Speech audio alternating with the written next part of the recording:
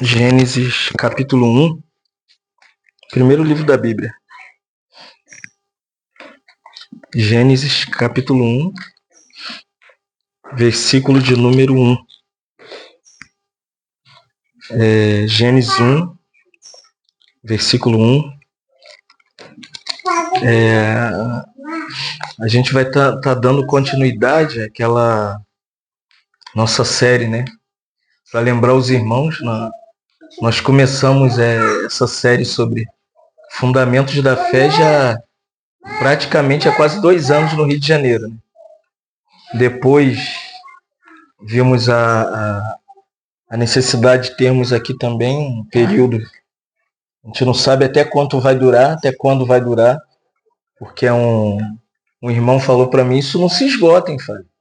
Isso é até Jesus voltar. Eu não sei, a gente vai abrindo, né, um pouco sobre essas verdades que fundamentam a nossa fé, a nossa esperança, né, como cristãos. E para recordar um pouco, a gente precisa entender primeiro que nós já olhamos para a Bíblia, né? A primeira coisa que nós vimos foi a Bíblia. A Bíblia como a palavra de Deus, a Bíblia como inspirada, um livro inspirado por Deus com autoridade. E o sentido de nós interpretarmos a Bíblia, nós vimos que a Bíblia vai nos dar uma direção, a Bíblia vai nos levar para onde? Vai nos levar para Deus. Então vimos a Bíblia, por que estudar a Bíblia, por que entender a Bíblia, mas também percebemos que a Bíblia ela é para nos conduzir. Aí nós olhamos para Deus Pai, nós vimos quem é o Pai, nós vimos a essência do Pai, o caráter do Pai, nós vimos a obra do Pai. Depois nós entramos um pouco na questão da pessoa de Jesus Cristo, né? E vimos a necessidade de compreendermos como alicerce da nossa fé, base da nossa fé cristã, quem é Jesus, quem é o Filho de Deus, quem é o Verbo de Deus. E olhamos para a pessoa de Jesus Cristo. Então vimos as duas naturezas de Jesus, vimos a obra de Jesus, vimos os feitos de Jesus. E hoje, à luz de Gênesis capítulo 1, versículo 2, que aqui Moisés escreveu o livro de Gênesis, ele diz assim: a terra, porém, estava sem forma e vazia, e havia trevas sobre a face do abismo, e o Espírito de Deus pairava por sobre a face das águas. Então hoje é nítido que os irmãos perceberam que esse versículo 2 trata do assunto sobre a pessoa do Espírito Santo. E hoje me parece que falar sobre o Espírito Santo, a gente abrir essa verdade sobre a pessoa do Espírito Santo, é alguma coisa que até para alguns cristãos é admirável. Como eu falei ontem, né, sobre o livro de Atos, sobre a vinda do Espírito Santo. Pouco se fala sobre o Espírito Santo, pouco se escreve sobre o Espírito Santo, poucos livros até sobre o Espírito Santo. Poucas orações para a terceira pessoa da Trindade. E os cânticos nem se falam. Se a gente for selecionar os cânticos da igreja contemporânea, quase nada você encontra sobre a pessoa do Espírito Santo. Você encontra muitos hinos glorificando o Pai, glorificando o Filho. Mas por que a igreja parece que se esqueceu? Francis Chan tem um livro que diz, o título é, depois compre, O Deus Esquecido, ele é de capa vermelha. E Francis Chan mostra que parece que o Deus que a igreja esqueceu é o Deus Espírito Santo.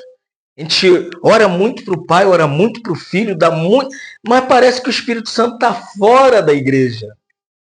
Mas quando a gente olha aqui, logo no início da criação de Deus, a gente percebe que a Trindade está aqui.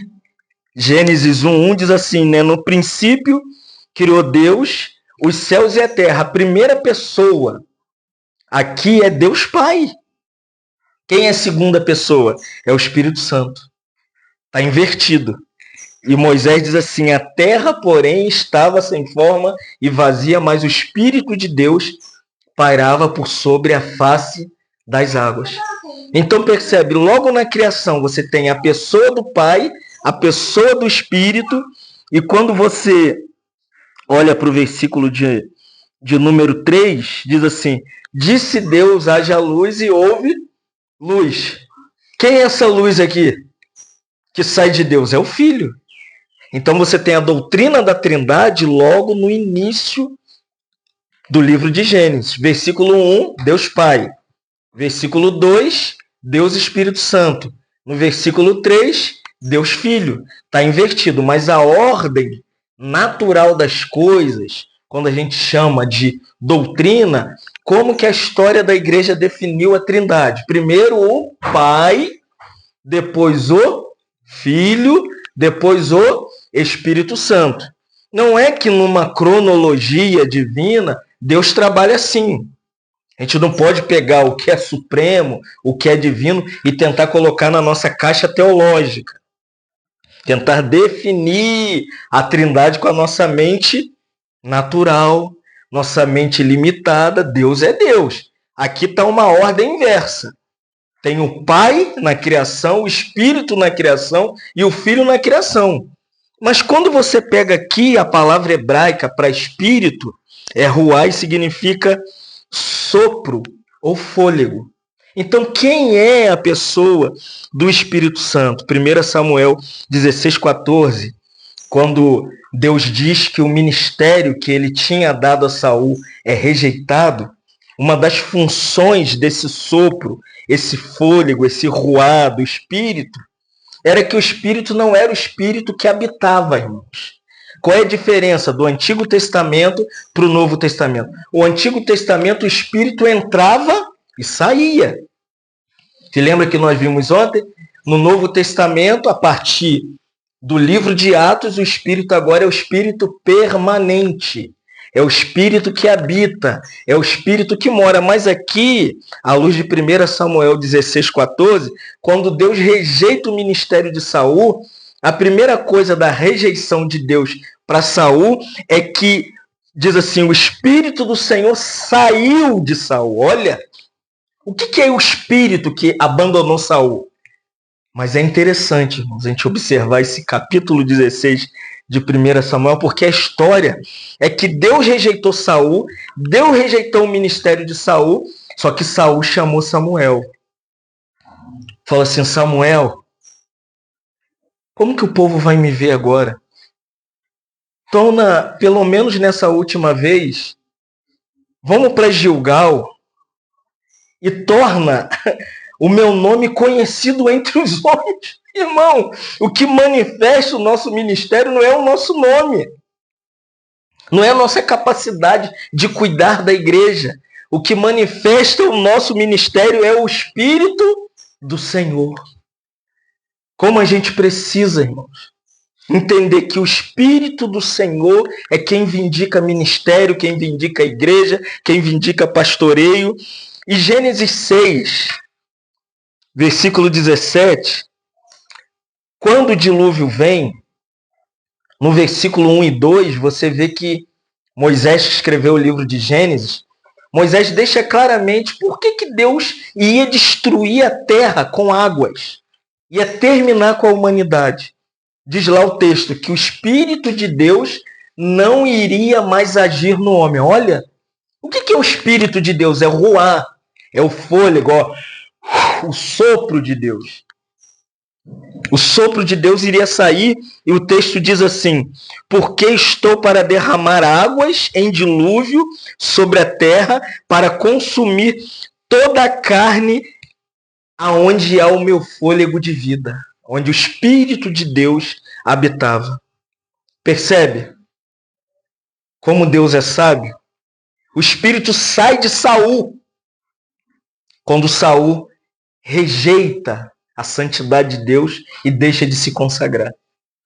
Acha que servir a Deus é de qualquer maneira, irmão. Se lembra da figura do Novo Testamento e do Antigo Testamento também? Vamos falar do Antigo Testamento. Depois que Noé sai da arca, Deus fala: solta uma pomba. É a figura do Espírito Santo. O Espírito é muito sensível. Ele é uma pomba, irmãos. Você já tentou pegar uma pomba? O que ela faz? Ela voa. Você lembra no batismo de Jesus, em Mateus 3? Está falando do Espírito Santo. Quem é o Espírito Santo? Ele é o Espírito, irmão, que é sensível. E a gente precisa perceber a sensibilidade do Espírito Santo em nós. Quantas das vezes o Espírito está falando com a gente, está querendo mover a gente, está querendo parar a gente, ou está querendo guiar a gente, mas nós não somos insensíveis. Nós somos insensíveis. Não somos sensíveis. Então, Deus tanto fala no Antigo quanto no Novo Testamento que o Espírito, ele é ativo. Por isso que a seita mais maligna que existe, chamada Testemunha de Jeová, nega a divindade e a pessoa do Espírito Santo. Eles dizem que o Espírito Santo não era ativo na criação. Ele era uma força ativa de Deus. Não, irmão. O Espírito Santo não é uma força proveniente de Deus, um poder que vem de Deus. Na própria criação, como nós lemos, quando havia escuridão cobrindo o mal, o Espírito de Deus estava o quê?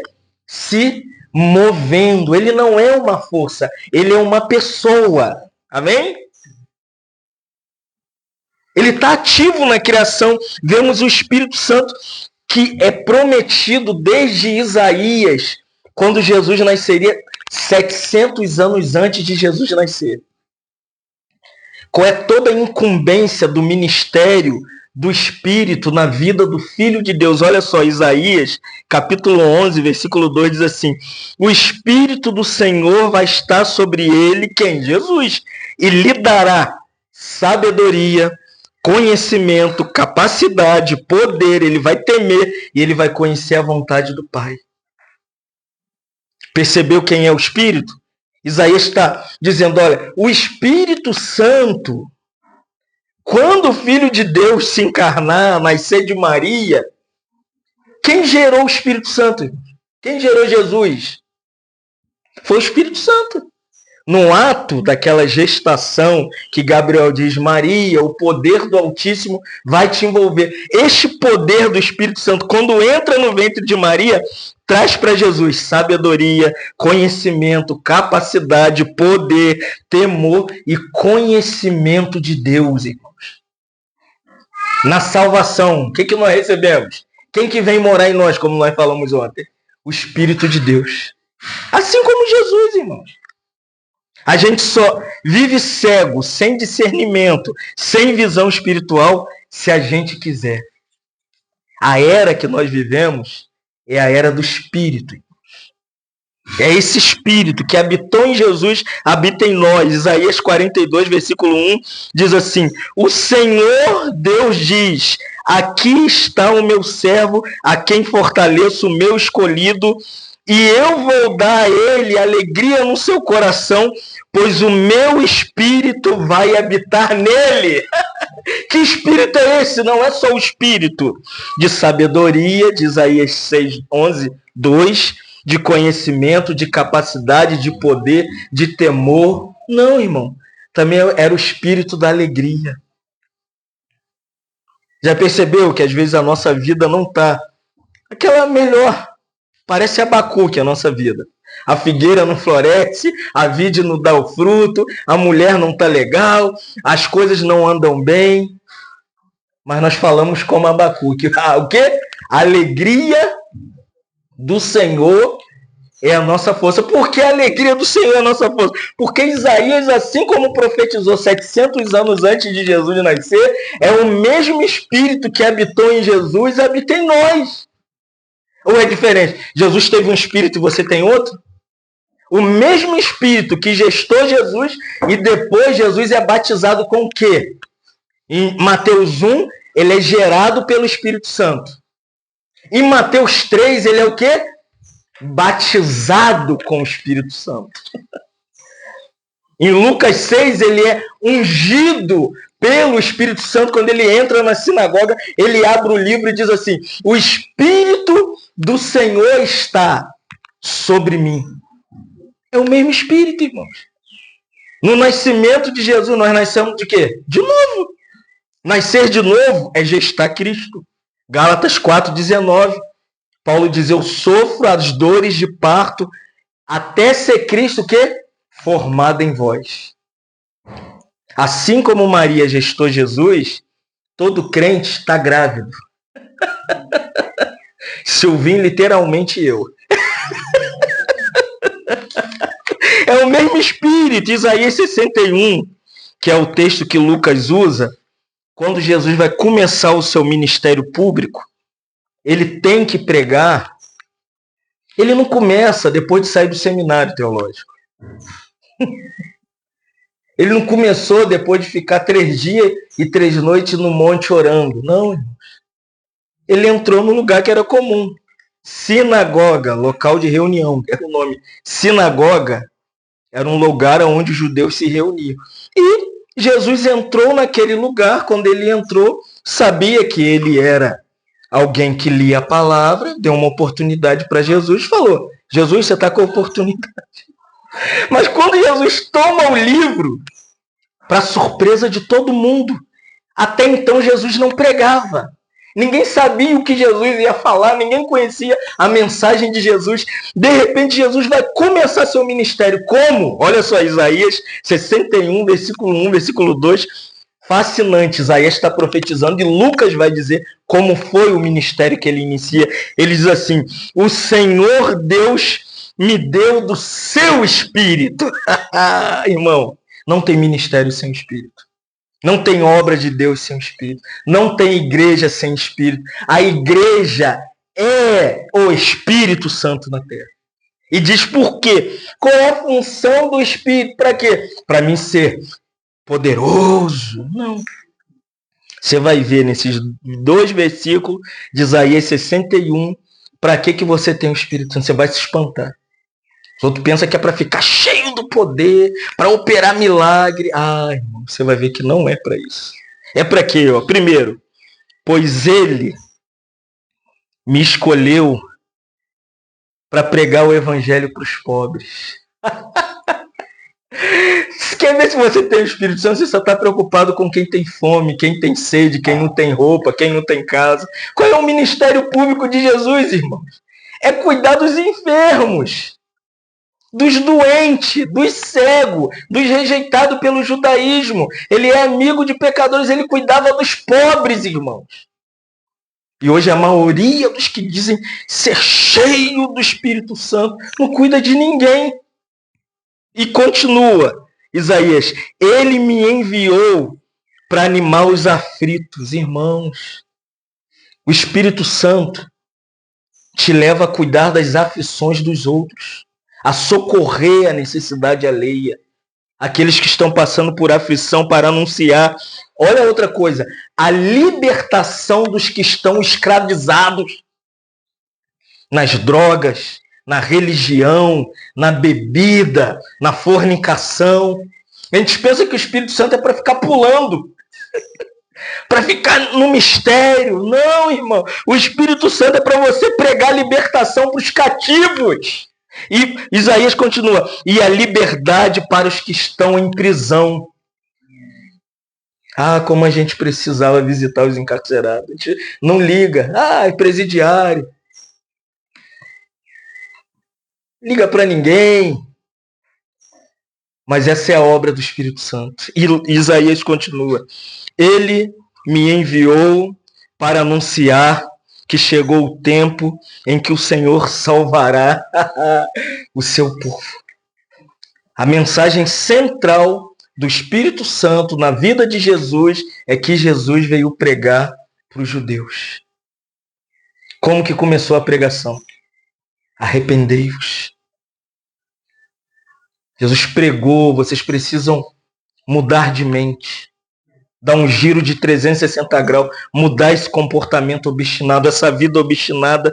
Isaías continua dizendo em que o nosso Deus se vingará dos seus inimigos. Ele me enviou. Essa é a obra do Espírito Santo na vida da igreja, na vida dos crentes. Isaías diz, Jesus é um protótipo, que Isaías está dizendo. Tudo que Jesus fez, nós regenerados no processo de santificação até a glória, vida da igreja, o tempo que vivemos como igreja do Senhor, nós somos chamados a viver como quem? Como Jesus. Tudo que está aqui, o mesmo Espírito que viria, que Isaías está dizendo, que veio sobre Jesus a partir do Pentecoste, agora essa é a obra da igreja, irmão. Pega o livro de Atos, a partir do derramamento do Espírito, a cura do coxo, e eles são aprisionados, a igreja ora, as cadeias caem, eles são libertos. Você vê o Espírito está na igreja o tempo inteiro, disciplina Ananias e Safira. O Espírito guia o surgimento daqueles que vão servir à mesa. O Espírito guia o ministério da palavra, a oração, do capítulo 6, versículo 2. Quando Estevão está sendo apedrejado por Saulo de Tarso, ele abre os olhos e vê o céu aberto. Ele estava o quê? Cheio do Espírito, irmãos. Não dá, senão vocês vão ficar só em Atos. Toda a obra do Espírito está definida no livro de Atos. Como a gente precisa desse ministério na igreja. E parece que a gente se esqueceu. A gente acha que a igreja é um modelo nosso, a nossa maneira, o que a gente tem que fazer, como a gente... Irmãos, igreja, ela é resultado da obra do Espírito Santo. Nós não criamos nada. É igual na criação. No princípio, criou Deus, os céus e a terra. Quem trouxe ordem para o caos? O Espírito. As coisas vão voltar para o lugar a hora que todos os irmãos estiverem no mover do Espírito, na liderança do Espírito, em conformidade com o governo do Espírito. Então, tudo que a gente fizer é um quadrado, é uma forma, é uma maneira, é um método. Por isso que a igreja ama seguir metodologia humana. Começou uma moda nova, ela segue. Pinta de preto. Agora não é mais igreja, é church. Cada era, cada tempo, você vê um movimento. E eu pergunto, aonde está o Espírito Santo? Com tudo que vemos. Cadê o Espírito Santo? Está operando aonde? Em que lugar? Então nós vemos isso no Antigo Testamento, já como uma pré-figura apontando para o Novo, porque nós também temos que entender que o Espírito Santo que operou no Antigo Testamento é o mesmo Espírito que opera no Novo. Tem dois Espíritos? Não. Tem o Espírito do Velho e do Novo? Não, irmãos. O Espírito do Antigo Testamento é o Espírito do Novo. Ele aparece desde a gestação de Jesus, para você ter noção. Desde lá que eu falei em Mateus 1, como diz Mateus 1,18, o nascimento de Jesus foi assim. Maria, antes de se casar com José, ela se achou grávida pelo Espírito Santo. O início da história do Novo Testamento começa com o Espírito Santo. E o fim da história? Qual é o fim da história do Novo Testamento? Apocalipse 22:17 tem duas figuras magistrais na história da revelação de João. Lá no finalzinho, depois de tudo, das 7 igrejas, arrebatamento da igreja, tribunal de Cristo, grande tribulação na terra, o grande trono branco, do novo céu, da nova terra, tem um agente orbitando em tudo isso dentro do livro da revelação, e João diz assim, o Espírito se juntou com a noiva, diz assim, o Espírito e a noiva dizem, vem! Olha, irmão, ele começa na gestação de Jesus, gera a igreja no Pentecoste, no final esse mesmo Espírito está lá entrelaçado com a igreja. Ele está na igreja. Só que agora se confunde Espírito e a igreja e o Espírito, porque agora não tem duas entidades. A partir de Pentecostes, o Espírito habita a igreja, guia a igreja, move a igreja. Por isso que as 7 igrejas, João diz assim, e o Espírito diz o quê? A igreja. Para Éfeso, para Esmirna, para Pérgamo, para Tiatira, para Sardes, para Filadélfia, para Laodiceia. O Espírito está dizendo o quê? Assim eu estou dizendo. Incrível, né, irmãos? Desde o Antigo Testamento, a única hora, pessoalmente eu creio, que o Espírito parou de falar é entre essa folhinha branca, entre Malaquias e Mateus. Ali você tem a Guerra dos Macabeus, os livros apócrifos que entrou dentro da Bíblia Católica. Mas quando a concepção de Jesus vai entrar, o Filho de Deus vai entrar para o cumprimento da história da redenção, Maria se acha grávida de quem? O Espírito lá de Gênesis 1 aparece em Mateus 1,18 e termina em Apocalipse 22,17, misturado com a igreja. João diz, o Espírito e a noiva, misturou, irmãos. Como a gente precisava dessa infusão espiritual. Parece que a igreja está muito associada ao Espírito. É tanta metodologia, tanto método, tanto pragmatismo. Hoje nós vivemos a era pós-moderna. É uma novidade a cada dia. Aí tem gente falando, não, a Bíblia tem que ser atualizada.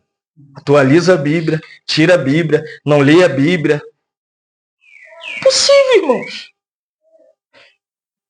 Não tem nada novo. A única coisa nova é o Espírito que vem morar em nós. Então, no Novo Testamento, o Espírito começa a operar no princípio da encarnação do Verbo de Deus. Não tem outra maneira de Deus vir habitar entre os homens, senão pelo Espírito gerando o Filho de Deus. Maria teve relação com José? Não. Nós somos cristãos e acreditamos no nascimento virginal de Cristo. Maria era virgem.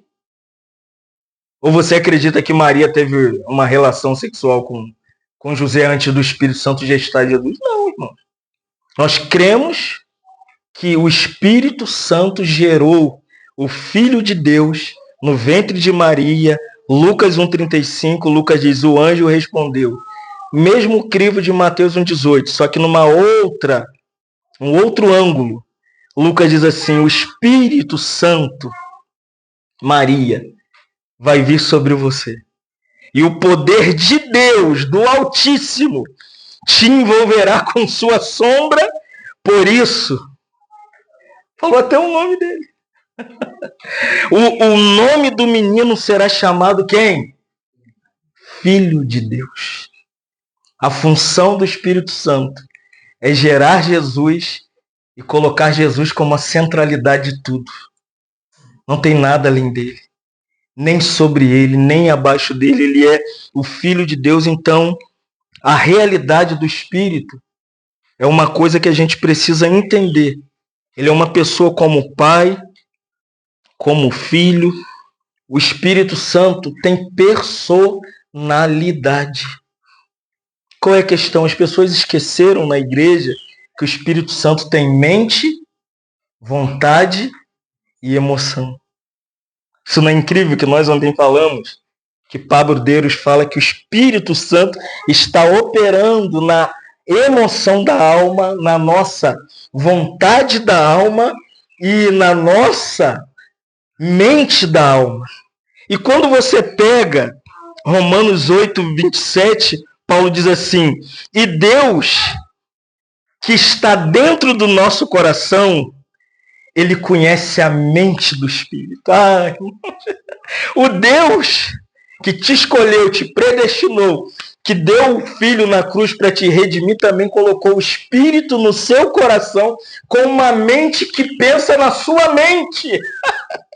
Por isso a gente pode declarar, irmãos, nós temos nós temos a mente de quem? De Cristo. Quer saber os pensamentos de Deus? Volte-se para o Espírito de Deus. Busque a presença de Deus. Mergulhe na onisciência, na profundidade do ser do Senhor. Só quem conhece a mente do Espírito é o Espírito de Deus. Não só isso. Ele também nos aconselha. Por isso que a gente não precisa. Estava falando ontem, hoje, tanta comunhão, da psicologia cristã, né? Os consultórios psicológicos estão cheios de crentes que abandonaram a obra do Espírito Santo. Esqueceram que tem um ser que é o nosso conselheiro. Você lembra de Isaías 11:2? Diz assim: Ele, o Espírito do Senhor, vai te dar sabedoria para você entender o que ele está pensando sobre a sua vida. Mas a gente gosta de sentar no divã. Fica lá no divã, eu estou oprimido. Oh céu, eu não sei o que eu vou fazer da minha vida. Nós temos o Espírito, irmãos, que nos aconselha, que nos direciona, que nos conduz. Não só isso. Eu estou nessa aqui. O Espírito também nos faz lembrar tudo. Eu estou esquecido de tudo, irmão. Graças a Deus, só não esqueço da Bíblia. Mas esqueço a haste, esqueço guarda-chuva, esqueço camisa, esqueço bermuda. E os irmãos têm que tomar de biloba. Não, irmão, está aqui. João 14:26 diz que no ser do Espírito existe a mente do Espírito que não só pensa em mim, que me direciona, me aconselha, mas também me lembra as coisas. Olha só como João diz: mas o Consolador, o Espírito Santo, que o Pai vai enviar em meu nome, antes do Pentecostes, está prometendo a vinda do Espírito Santo. Ele vai te ensinar todas as coisas e vai te fazer lembrar de tudo. Já percebeu que você faz o seu devocional? Estou lendo Provérbios. Aí, quando eu fui com o Paulo lá comprar o pão, Provérbios voltou todo. Enquanto ele dirigia, eu fui fazendo uma rede e falei: caramba. O Espírito nos faz lembrar. Ele guarda a nossa mente, porque o Espírito tem mente. Amém? Não sei se você sabia. Como pessoa divina, a terceira pessoa da Trindade, o Espírito Santo pensa, aconselha e te faz lembrar. Qual é o maior medo? Meu medo é ficar demente. Você imagina, depois de tanto tempo lendo a Bíblia, lendo livros, tanta comunhão, de repente você acorda e não sabe mais de nada. Eu tenho muito me apoiado em João 14:26, que o Espírito nos fará lembrar de todas as coisas. Segundo, o Espírito tem uma vontade. Como pessoa, nós não temos vontade. Se lembra que ontem eu expliquei Jesus, gerado pelo Espírito, Jesus tinha o quê? A mente do Espírito na mente dele. E ele tinha a vontade do Espírito na vontade dele. Só que na vontade do Espírito, dentro do seu Espírito, também na sua mente da alma, o que acontece? Você também tem a sua vontade. E às vezes a gente não dobra a nossa vontade, a vontade da mente do Espírito. A gente não coloca a nossa vontade ali. Aí o que o Espírito faz? Vou te mostrar o que o Espírito faz. O Espírito briga com você. Se lembra de Balaão? O Espírito contendeu com Balaão. Se lembra? O Espírito ficou ali contendendo com ele em cima da mula. E o anjo do Senhor ali. E Balaão começou a espancar a mula. A mula era o profeta agora. O profeta não sabia mais da vontade de Deus. Do que Deus queria para Israel, irmãos. Nós somos assim obstinados. Às vezes a nossa vontade entra em colapso com a vontade de Deus. E Deus vai e briga contigo. Uma linguagem bem coloquial. Como diz, né?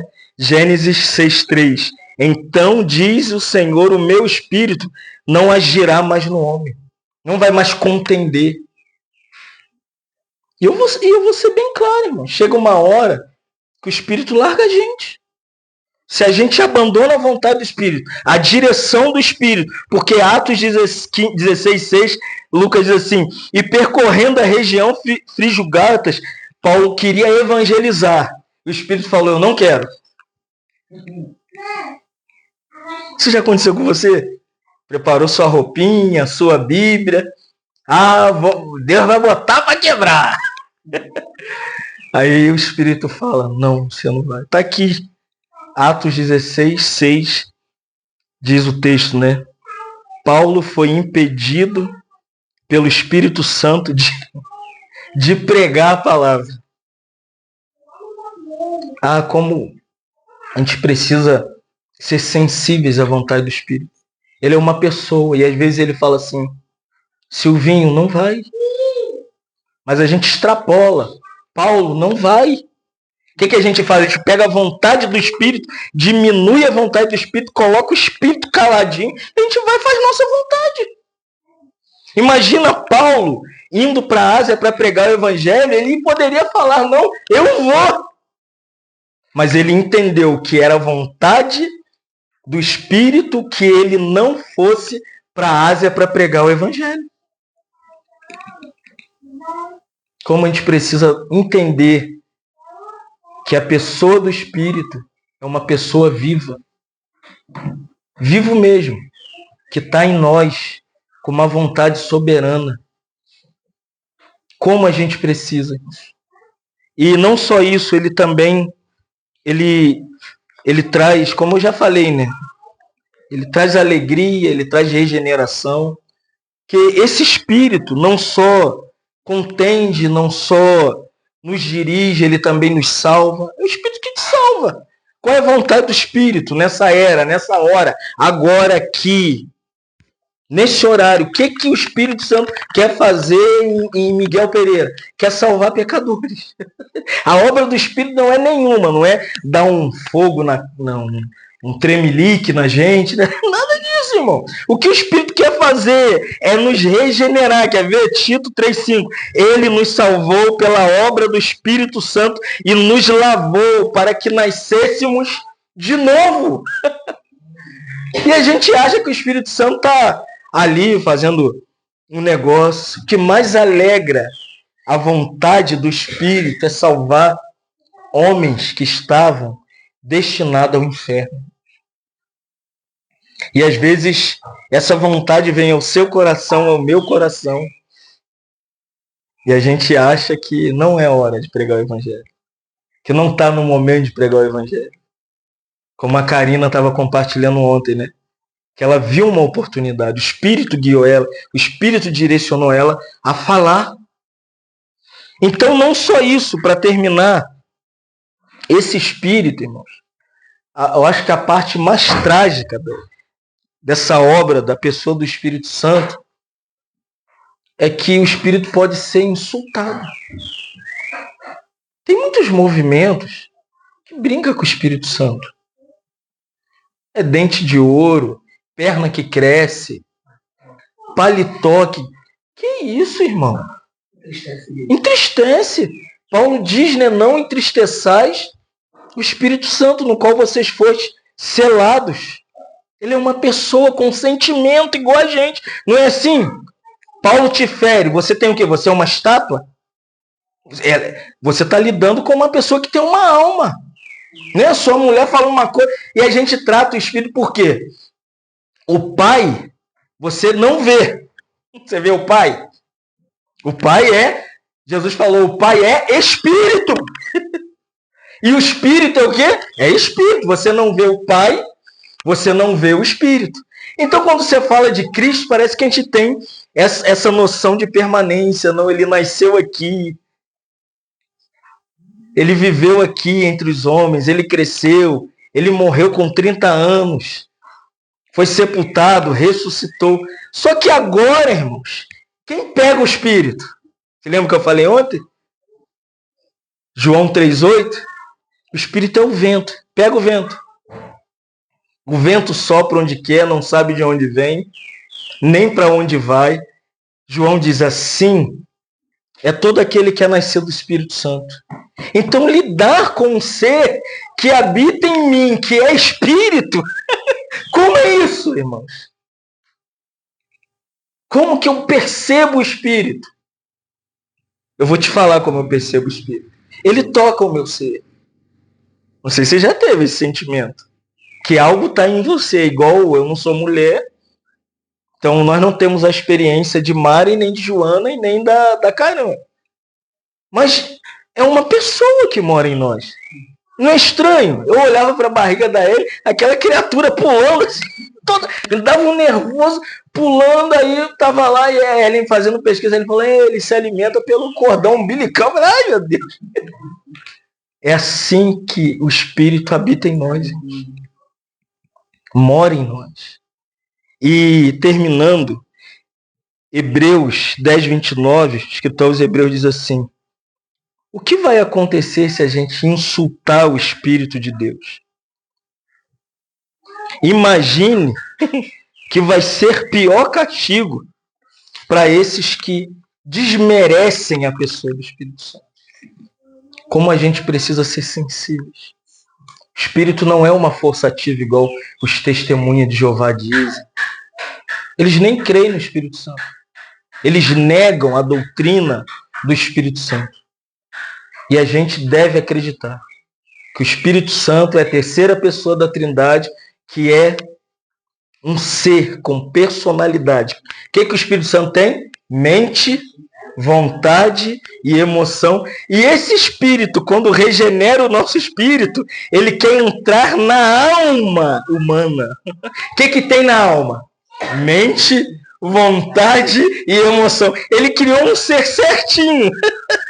Um ser igual a ele. Só que ele é espírito. Quando ele entra no nosso espírito, na nossa consciência, ativa a nossa comunhão, a nossa intuição, nosso discernimento, o espírito quer passar do espírito para a alma. Amém? Isso é ser salvo.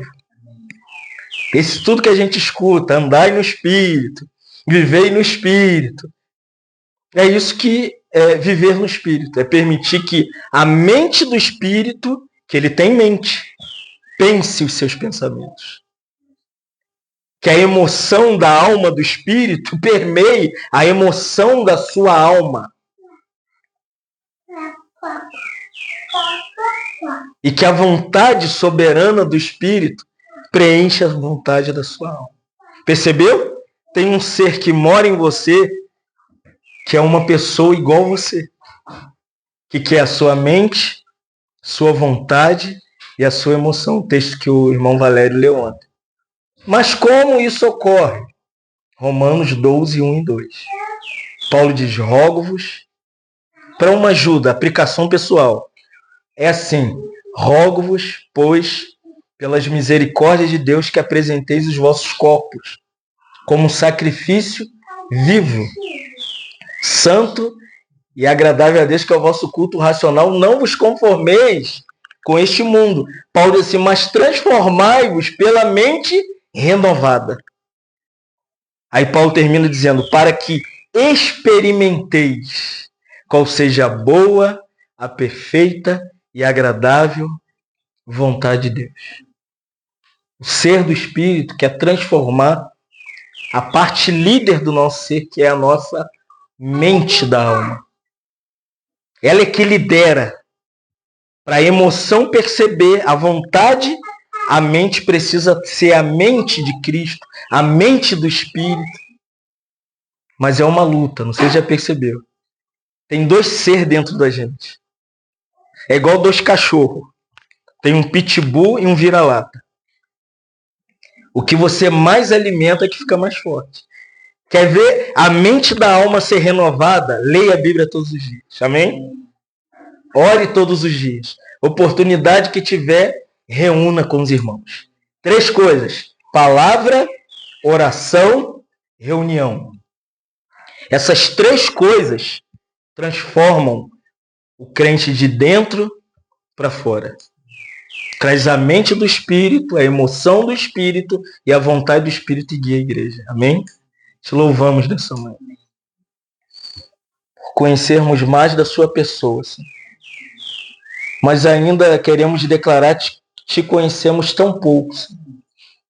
Revela-se mais para nós, Espírito Santo. Mostra-nos mais sua vontade, sua direção.